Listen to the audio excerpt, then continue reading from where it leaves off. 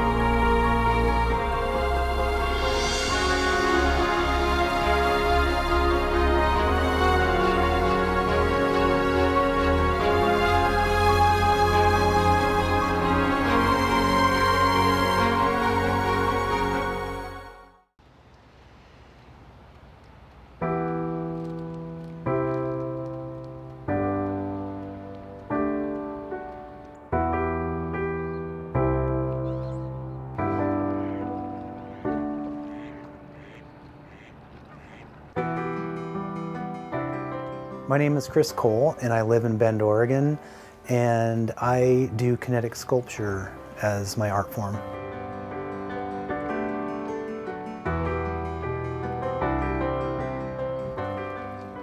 Kinetic sculpture, I think, is basically any type of art form that is interactive or movable. Well, I think what drew me to doing kinetic work mainly is just I love anything that moves, anything that has working parts. I've always been kind of intrigued by, and I think that interactive work is, you know, artworks are a lot more fun than something that you just hang on a wall, and I think that it's just enjoyable to watch and work with.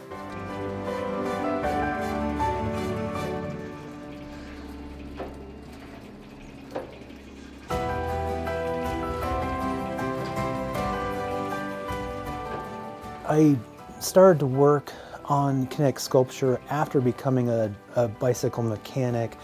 However, I originally, from the beginning, I just started painting and drawing, and then after I learned some of the mechanical skills of working on bicycles, that just seemed to be kind of a natural transition into that type of art.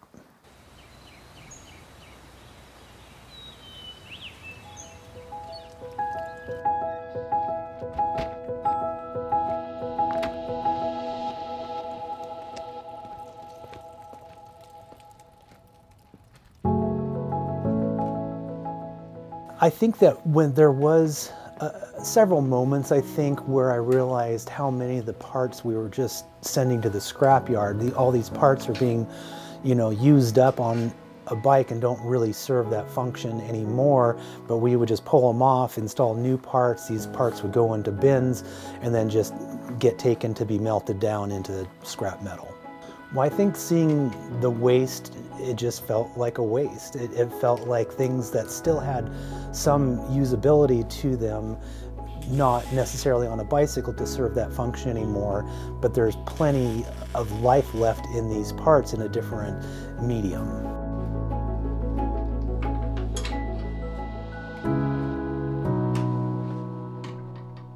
Well, I think that I've always seen these materials different from most people. I do feel a little bit of a responsibility to give things a second life. I think anything that has life left in it needs to go somewhere other than a landfill. But, you know, I just think that reusing things is always a good idea. I enjoy living a less consumerist lifestyle.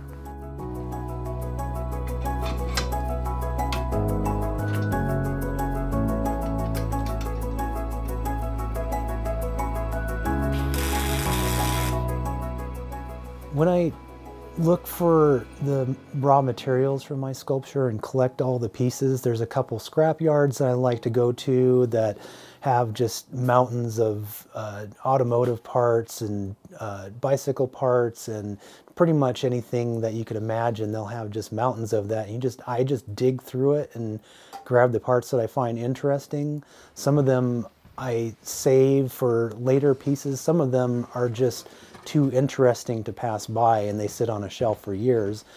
And sometimes I think that they're almost too special. So I'm waiting for the perfect piece for them. And then the other parts are just basically parts that I've collected from shops that I've worked at over the years. And I just put them in my shed and keep them in storage until and I have a pretty good memory of what parts I have stashed away, so I'll just go dig them out, and once I get those pieces, I'll bolt them or weld them into the piece that I'm working on.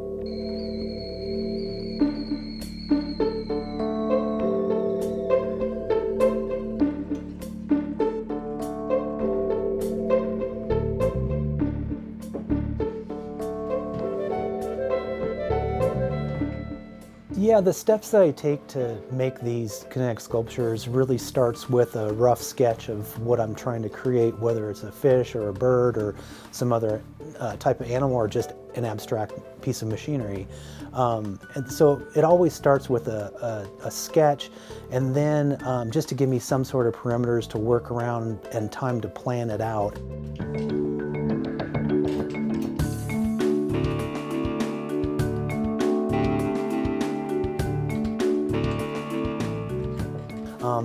Then I always start with the motor first and work out from the motor. The motor is the most important part of the piece, really. So I start with that, work my way out, get my measurements correct, bend all my steel, clean all my steel, and then I end up plasma cutting or bandsaw cutting all the pieces to certain lengths.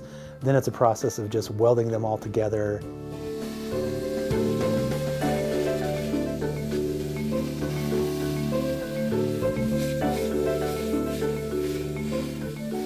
It's a process that allows me a little bit of flexibility to make like clean joints, and things don't have to be necessarily completely in alignment, except for the motor is always as soon as I get past that point, then I can start putting on the body panels.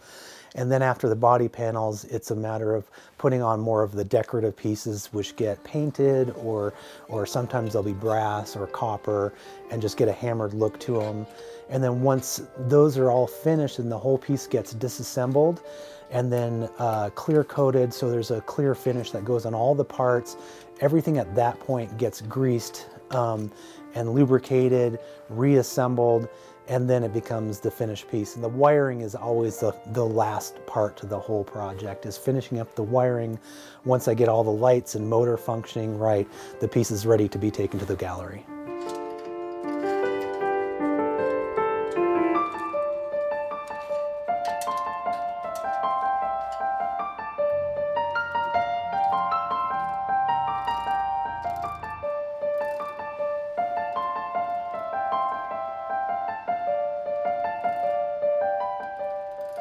I think that my style is very inspired by older engineering styles and the use of materials.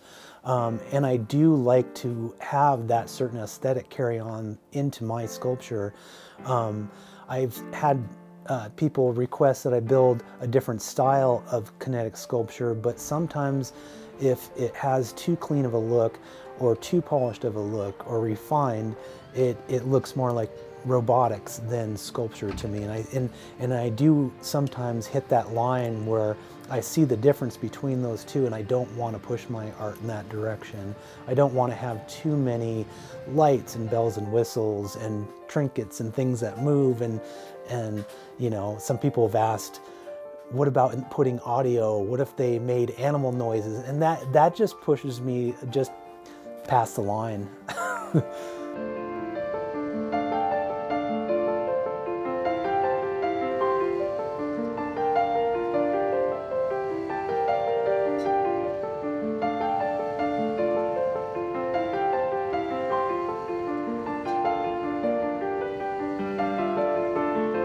The subjects of most of the pieces that I make recently, I take a lot of inspiration from birds and fish. I enjoy fishing. I've always enjoyed birds just as just a beautiful thing that, you know, I think those creatures are just amazing, and the aspect of flight has always been fascinating to me. So I've really drawn a lot of inspiration from the natural world that I see when I go for hikes or I'm out on the river.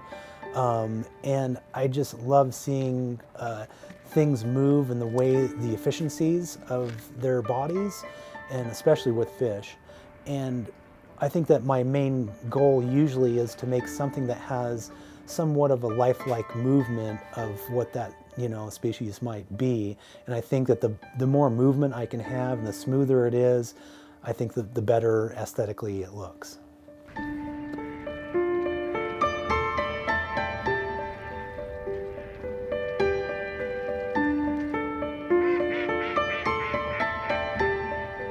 I think that the difficulty with making things move like they do in nature is just the limitations that I have with the materials that I can find that are recycled, with old hinges and stuff like that. It's always difficult to do what you find in nature, but I feel like nature has a lot to teach us about, you know, how things work and the general flow of things.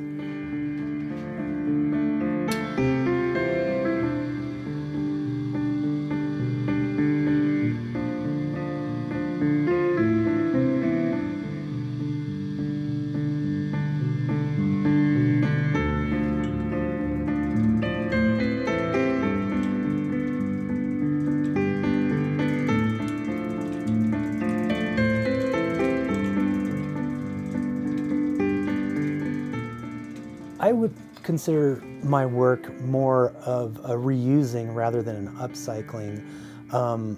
I've always been fascinated by older equipment, you know, things that are almost antiques, because I appreciate the engineering and the tooling of, you know, many years ago. It's just different, and I appreciate there's a different aesthetic to it because of that. I think a lot of times modern tooling and machinery is so clean looking and covered up that you don't actually get to see the real mechanism, and that's really, the real mechanism is what I'm drawn to.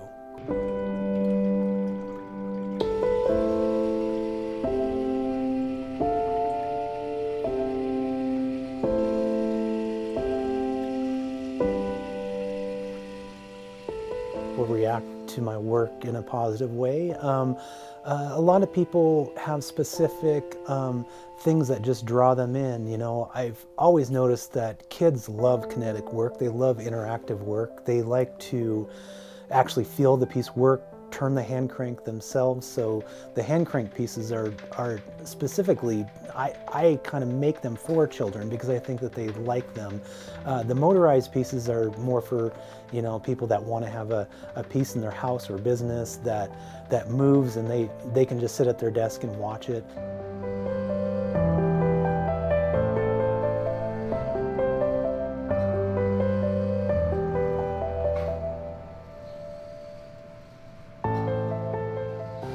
Well, I think the process of using recycled materials is an important thing for us to become in the habit of doing. There's so much stuff, I believe, that just gets thrown out and it hasn't served its full purpose in life. And all that energy that goes into making all these things, those materials have already been used, and I find that it's important to give them a second life. I don't feel like I'm saving the planet by doing this. I just think it's a little tiny part. I think that there's a lot of, you know, larger corporations that have so much more waste, and I think it'd be intriguing to just see what could be made out of all that waste that is produced around the world.